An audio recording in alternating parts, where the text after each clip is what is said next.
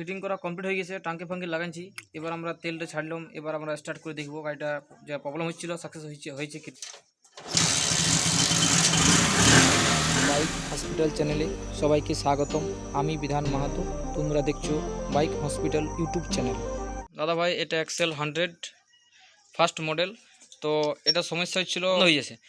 তো আমার কাছে গাড়িটা কালকে আনিয়ে দিয়েছে, কাল আমি কিছু কাজ করতে পারিনি। আজকে আমি চেক করলাম, আমার কাছে এই এইচডি কয়েল এবং সিডিআই যেটা একসাথে আছে এটা আমার কাছে ছিল, এবং রেগুলার নতুন লাগাইলাম। কিন্তু যখন রেগুলার নতুন লাগাচ্ছি, যখন এইচডি কয়েলটা পুরনো থাকছে তখন কিন্তু কারেন্ট বাড়ছে, একদম হালকা কারেন্ট বার হচ্ছে। এইচডি কয়েলটা যখন পুরাতন দিচ্ছি, রেগুলার নতুন লাগাচ্ছি, তখন হালকা কারেন্ট বার হচ্ছে। ওয়ারিংটা পুরো খুলেছি, দেখো পুরোটা, দেখো এটা পুরো ওয়ারিংটা খোলা আছে, একটু দেখিয়ে দিলাম।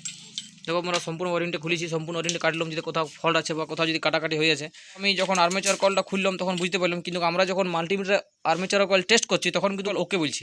আমি দেখাচ্ছি আর্মেচার কয়েলটা মাল্টিমিটারে শো করছে, মাল্টিমিটার সাহায্যে আমি দেখাচ্ছি।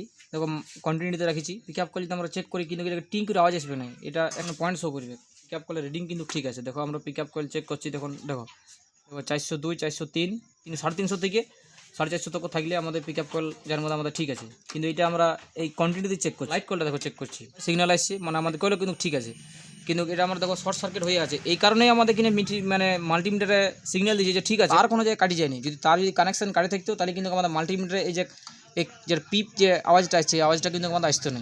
আমরা অনেক সময় কি করি, ভাই মিস্ত্রি ভাই বললো যে এইভাবে চেক করলে তুমি বুঝতে পারবে আর্মেচার কয়েল ঠিক আছে কি না।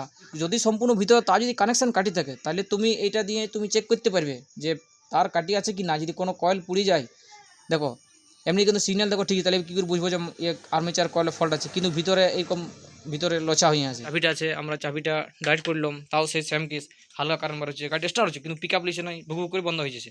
প্রথম আর্মেচার কয়েলটা খুললাম, যখন আমরা খুললাম তো দেখো আমি যে খোলার পর দেখলাম, দাদা ভাই দেখো এই জায়গাটাতে দেখতে পাওয়া যাচ্ছে, দেখো এই জায়গাটা দেখো একটা বুশ ছিল।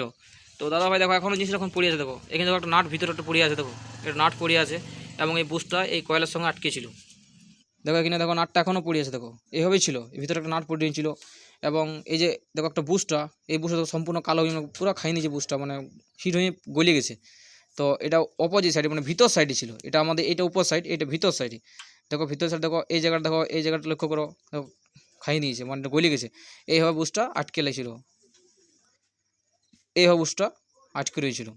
তো কারেন্ট বার হচ্ছে, হালকা কারেন্ট বার হচ্ছে, কিন্তু কোনো সময় বার হচ্ছে কোনো সময় না। কিন্তু হালকা কারেন্ট তো গাড়ি স্টার্ট হবে না, ঠিক শোক করছে, মানে বলছে কয়েলে কোনো ফল্ট নাই। ওরিং চেক করলাম, কোথাও ফল্ট নাই, চাবি চেক করলাম, চাবিও ঠিক আছে। তখন আমি আর্মেচার কলটা খুললাম, তো গাড়িটা কিছুদিন মানে এমনি স্টার্টিং প্রবলেম করছিল, তো গাড়িটা কাজ করাইছি। তো এখন বললো কিছুদিন ঠিক চলছিল, তারপর হঠাৎ কি হলো, গাড়ির যে অটোমেটিক লাইটটা কমে গেছে, লাইটের যে পাওয়ার থাকবে পাওয়ারটা কিন্তু অনেকটা কমে গেছিলো। কিন্তু যখন সম্পূর্ণভাবে স্টার্টিং প্রবলেম হয়ে গেলো, তখন আমার কাছে গাড়িটা নিয়েছে, আমি গাড়িটা সম্পূর্ণ খুললাম এবং দেখছি যে ইয়ার কয়েলটা সম্পূর্ণ হবে। আমি চেষ্টা করবো এটা রিপেয়ারিং করার, যদি রিপেয়ারিং করে দাদা ভাই হয়ে যায় তাহলে খুব ভালো, যদি রিপেয়ারিং করে না হয় তাহলে আমাদের আর্মেচার কয়েলটা প্রায় চেঞ্জ করতে হবে। এইচডি কয়েল রেগুলার একসাথে লাগান দিই তাহলে তো এইরা করলে অনেক খরচা হয়ে যাবে, প্রায় এটা তো 1206 টাকা দাম আছে, 675 টাকা, তাহলে প্রায় অনেক পড়ে যাবে। তারপরে এখানে এটা হেডের যে দুটো নাট ছিল, এই নাটগুলো স্লিপ ছিল, স্টার যদিও করছিল ফটফট আজ করছিল, হেড গ্যাসকেট নতুন লাগাইলাম, পুরো হাফ কিট নতুন লাগাইছি। এবং নাট দুটো ওইদিকে দুটো নাটই স্লিপ ছিল, ওটা আমরা ওই করে টাইট করলাম।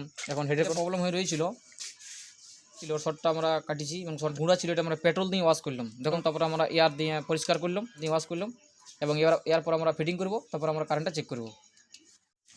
তো দাদা ভাই আমার দেখো ম্যাগনেট ফিটিং করা হয়ে গেছে, আমি পুরাতন কয়েলটাই ফিটিং করেছি এবং আমি এটা কানেকশানও করেছি। এবার আমি লাইনটা চেক করছি, দেখো এখানে দেখো দাদা ভাই, মানে আমাদের গাড়ি এবার কিন্তু এক কিকে স্টার্ট হয়ে যাবে। মানে আমাদের যে পুরাতন কয়েলটা ছিল এটা আমরা রিপেয়ারিং করাতে বা পেট্রোল দিয়ে ওয়াশ করাতে আমাদের কিন্তু সাকসেস হয়ে গেল। আমরা এবার প্লাগ লাগান গাড়িটা স্টার্ট করবো, তারপরে এবার প্রবলেম কী দিচ্ছে দেখা যাক। নতুন প্লাগ লাগাবো, তখন আপাতত আমার কাছে লং থ্রেড প্লাগ না, এখন শর্ট থ্রেড দিয়ে আমি স্টার্টটা করছি, তারপরে লং থ্রেড গাড়িটা ছাড়িয়ে দেবো। গাড়িটা দেখো স্টার্ট করছি,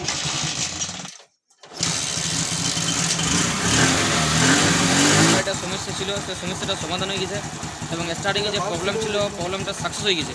তো এখন দেখো টিউনিং খুব সুন্দর আছে, গাড়ির সাউন্ডও ঠিক আছে, যেটা হেড গ্যাসটা ফ্যাট করছিল সেটাও বন্ধ হয়ে গেছে, এবং স্টার্টিং কোনো ট্রাভেল নাই, এক কিকে স্টার্ট হচ্ছে। তো দাদা তো দেখো আমি পুরাতন যে রেগুলেটর সেটা আমি লাইন ঠিক আছে, দুটা নতুন লাগানো আছে। এবার দেখো আমি পুরাতনটা লাগাচ্ছি, এমন হতে পারে হয়তো বলতে পারো যে না দুটা তো নতুন লাগান দিলে তো লাইন বেরিয়ে যাবে, কিন্তু আমি ওটাও প্রমাণ করে দেখাচ্ছি যে পুরাতন লাগান দেখো সমস্যাটা কী হয়েছে। নতুনটা দেখো আমি খুলেছি, আমি পুরাতনটা লাগাচ্ছি, কারণ হালকা আছে। তো অনেক সময় কি আমাদের যে ডায়েটের মতো যেটা আছে এটা তো কিন্তু অনেক সময় প্রবলেম করে, দেখো এই জিনিসটা অনেক সময় প্রবলেম করে। তো এটা অনেক সময় কী হয়, যদি এটা প্রবলেম থাকে তাহলে সোলো করলে বন্ধ হয়ে যায় এবং ভুগু করতে থাকে, পিক আপ নিতে খুঁজে নেয় অনেকক্ষণ পরে পিক আপ নেই, বা স্টার্টিং অনেক প্রবলেম চালাতে অনেক হেঁচকা মারি চলে। এই ডায়েটটা খারাপ থাকলে কিন্তু এই জিনিসটা হয়। বললাম যে ডায়েটটা ঠিক আছে লাগাচ্ছি, এটা দেখাচ্ছি পুরাতন লাগাই কী সমস্যাটা আছে। যেটা সিডিআই এইচডি কলেজ যেটা একসাথে আছে আমি এটা লাগাচ্ছি। দেখো আমি কারেন্ট চেক করছি, দেখো কানেকশন সব কিছু রেডি করা আছে।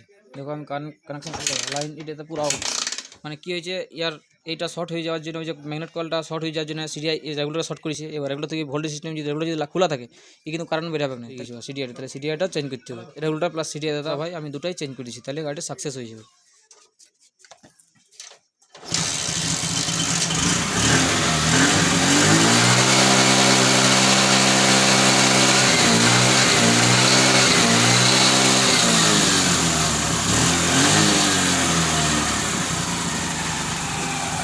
দাদা ভাই আমাদের যে গাড়িটার সমস্যা ছিল সেই সমস্যাটা সমাধান হয়ে গেছে এবং স্টার্টিংয়ে যে প্রবলেম ছিল প্রবলেমটা সাকসেস হয়ে গেছে।